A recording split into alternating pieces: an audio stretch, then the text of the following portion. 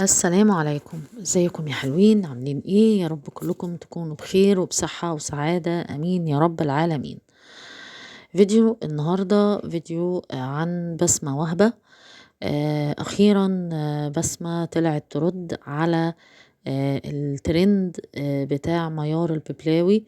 ومش معنى ان انا بقول ترند ميار الببلاوي ان ميار قصده، لا طبعا، ولكن فعلا هي حرفيا دلوقتي بقت ترند على الكلام اللي الشيخ طلع وقاله. ف يعني اللي ما يعرفش الموضوع ان في عجالة كده ان هي طلعت ميار مع العرافة مع بسمة وهبة، وفي الفيديو وفي الحلقة قالت لها انتي اتجوزتي جوزك 11 مرة، جبتي محلل؟ قالت لها لأ.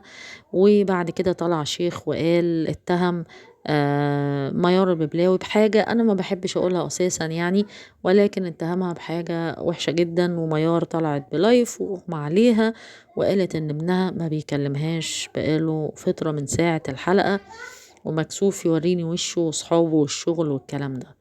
فأخيرا طلعت بسمة على الانستجرام بتاعها، عملت حلقة كده صغنونة أو فيديو صغير، وردت على ميار الببلاوي أولا، وردت على الشيخ ثانيا. تمام.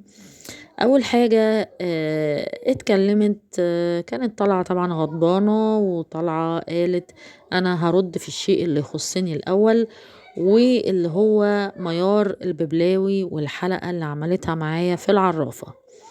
قالت كتير قوي من الفنانين اللي بيجوا يصوروا معايا او الناس اللي بتيجي تصور معايا بتحب ان هي بعد كده تعمل مشكلة علشان تطلع ترند، وبسيبهم ياكلوا عيش. طبعا هي ما خصتش ميار الببلاوي بحاجة، ولكن قالت ان في ناس كتير بتيجي تصور معايا وبعد كده يحصل كلام وحديد ومش عارف ايه وترند ومش ترند والكلام ده كله.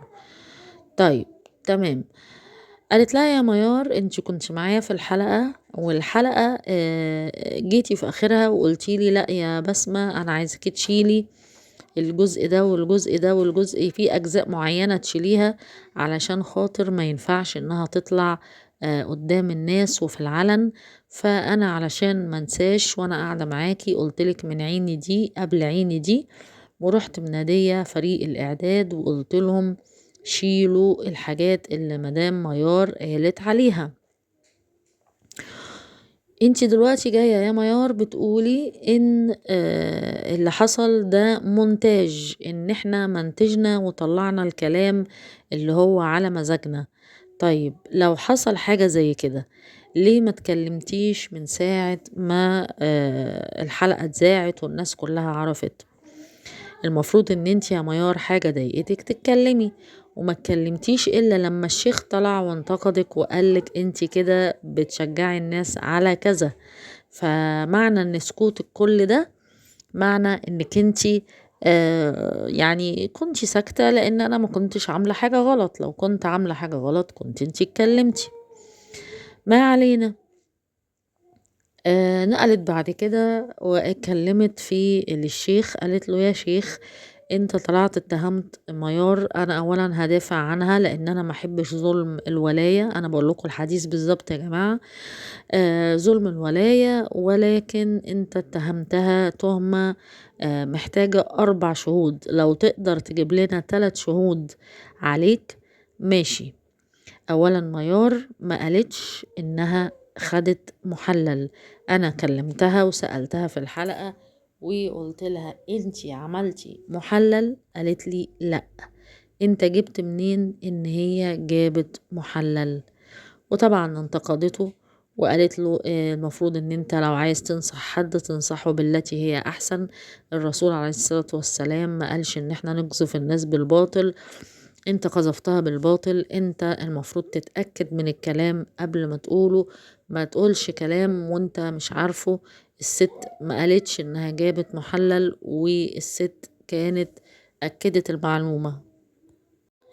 ولو انت كده هاتلي 3 شهود عليك. فطبعا 4 شهود احنا فاهمين التهمة ايه اللي هو اتهمها بيها ميار الببلاوي.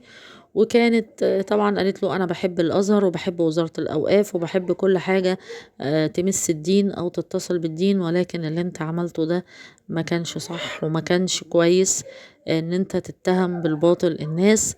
وعموما راحت موجهة رسالة لابن ميار الببلاوي، قالت له يا ابني ما تسمعش لكلام حد غير امك، ما تاخدش بالترندات وما تاخدش بالكلام اللي بيحصل ده، كل ده كذب. يا ابني ما تموتش امك ان امك تطلع تعمل فيديو ويغمى عليها وتقع كده، ده مش بالساهل وحرام عليك، انت اللي هتخسر. وراحت قفلت الفيديو بطريقة وهي اللي هو قرفانة جدا يعني. رأيي في الموضوع ان ما اظنش ان يعني المفروض اكيد بسمة اكيد قبل الحلقة عرفت ميار انا هسأل كذا وهقول كذا وهقول كذا.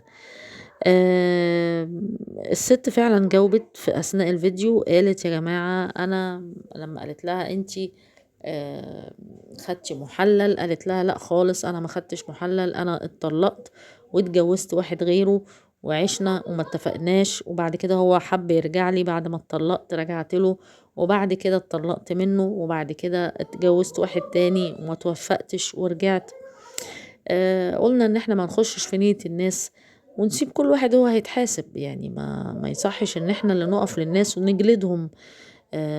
ما ينفعش يعني، ما ينفعش خالص ان احنا نقعد ونقول انتي قلتي وانتي عدتي.